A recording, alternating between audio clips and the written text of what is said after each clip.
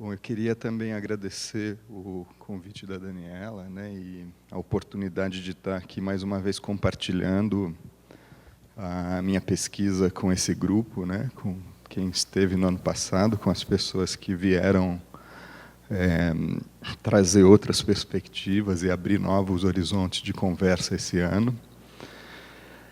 E eu vou apresentar uma pesquisa a respeito dos processos de transmissões.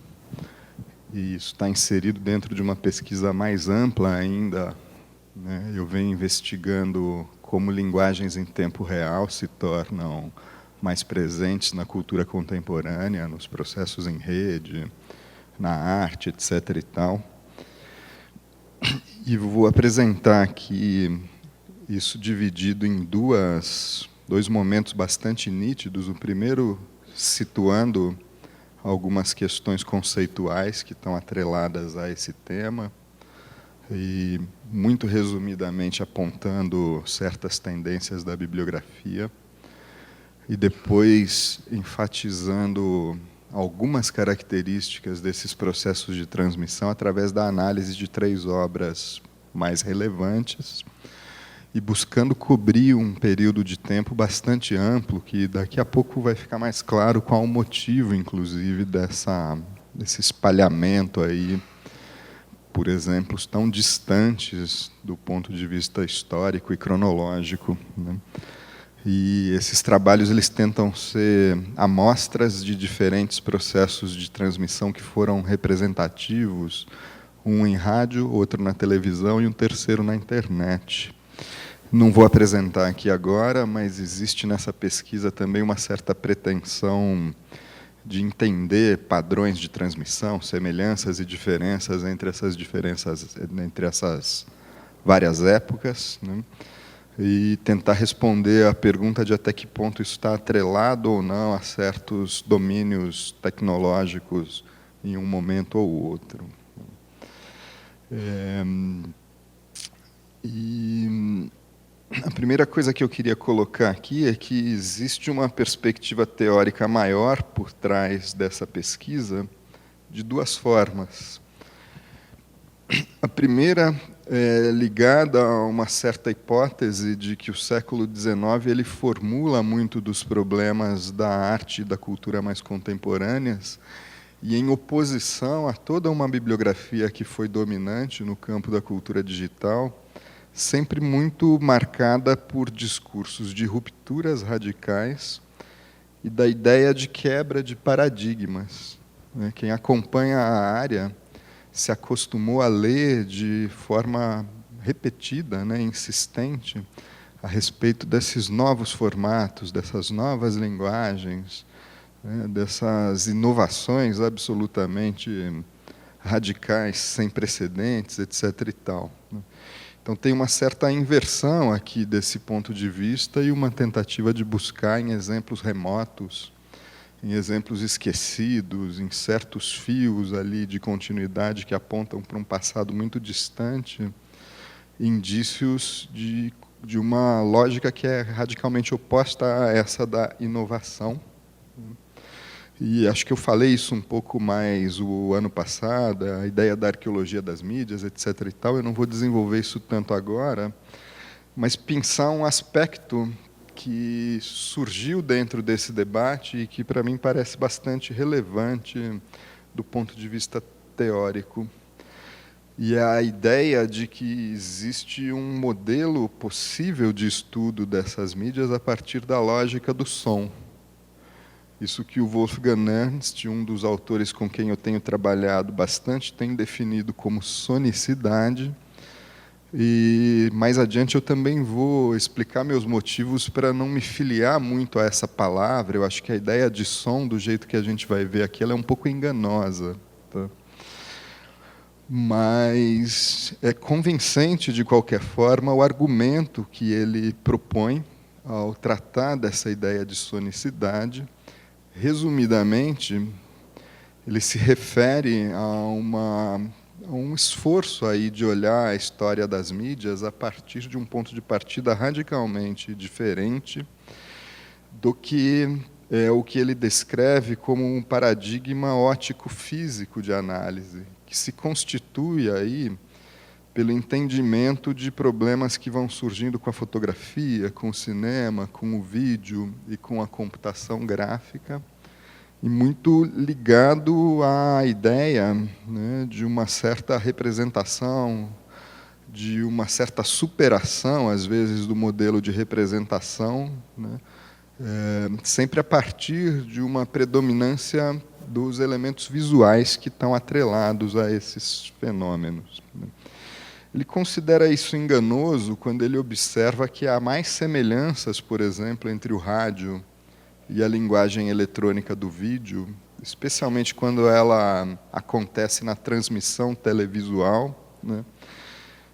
E, do mesmo jeito, diferenças muito grandes entre essa mesma imagem em vídeo ou a imagem de computação gráfica quando a gente compara ela ao cinema ou à fotografia. E ele considera que isso é ligado a essa coisa que ele chama de sonicidade, uma espécie de lógica baseada na transmissão destas linguagens por meio de processos que são a conversão delas em padrões discretos e uma espécie de pulsação, né, de durações mais longas e mais curtas que organizam essas transmissões. Um exemplo relevante para isso, né, quando a gente pensa em como é uma ligação telefônica, né, ela é muito parecida com como é a transmissão de televisão, mas um é predominantemente sonoro e o outro é audiovisual, né. Essa é a ruptura, talvez, ou a distinção aí que ele propõe, né. Não seria possível pensar essas mídias de transmissão a partir do antigo paradigma ótico-físico, ou mesmo de uma certa superação dele, conforme alguns autores vêm discutindo. Não sei se vai dar tempo de esticar muito, mas tem algumas bibliografias em torno desse tema, né? Eu vou só mencionar aqui, depois nas perguntas a gente pode voltar a isso, se for o caso, né?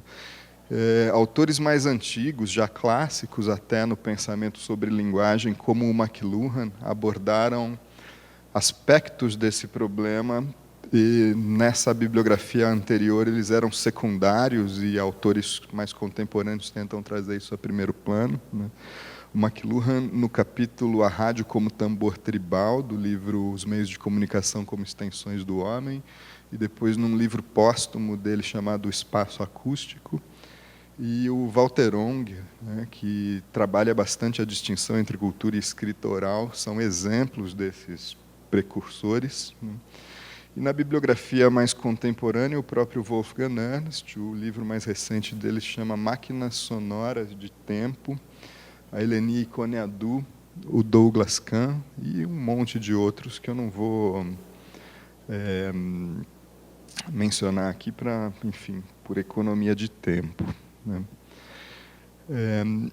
Eu tenho evitado a ideia de sonicidade em favor de uma abordagem mais ligada ao conceito de sinestesia que a Loren colocou aqui, né. Mas, em todo caso, é útil essa ideia de um pensamento ligado ao som, né. Eu colocaria muito rapidamente a pergunta aqui do quão útil pode ser, isso também é um exemplo do texto do Wolfgang Ernst, né. Pensar, por exemplo, as redes sociais a partir das pulsações, durações, do jogo de consonâncias e dissonâncias, dos acordes, arranjos e contrapontos que os posts, comentários e conteúdos que circulam por ali produzem, né. O que seria entender, por exemplo, né, qual a duração de um certo assunto e como ele se combina, se harmoniza e provoca dissonâncias em relação a outros, etc. e tal. Isso é um pouco o objetivo metodológico dele, né, que essas coisas podem ser pensadas desse lugar mais rítmico, vamos dizer assim, né, um olhar baseado em arranjos, em configurações, né. E sobre tudo isso, e não especificamente os aspectos musicais, vamos dizer assim, do que ele define como sonicidade. Bom, eu tenho 1 minuto aqui agora, Daniela, para abordar rapidamente 3 exemplos. Então, eu vou tentar esse resumo super sintético, assim como se fossem tuitadas a respeito dessas obras.